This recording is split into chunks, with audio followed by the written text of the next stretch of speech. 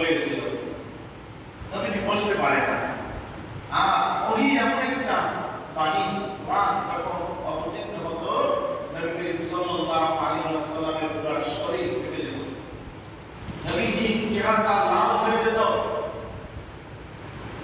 হযরত আবু বকর সিদ্দিক রাদিয়াল্লাহু তাআলা নবী করিম সাল্লাল্লাহু আলাইহি ওয়াসাল্লাম আবু বকর রাদিয়াল্লাহু তাআলা নিয়ে যখন সফর করেছিলেন, হযরত আবু বকর রাদিয়াল্লাহু তাআলা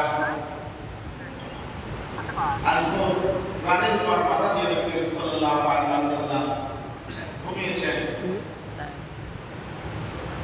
হযরত আবু বকর সিদ্দিক রাদিয়াল্লাহু তাআলা ঘুমন্ত অবস্থায়, নবীজি ঘুমন্ত অবস্থায় আবু বকর নবীজিকে তার রানের উপর মাথা দিয়ে নবী করিম সাল্লাল্লাহু আলাইহি ওয়াসাল্লামকে আঘাত দিলেন।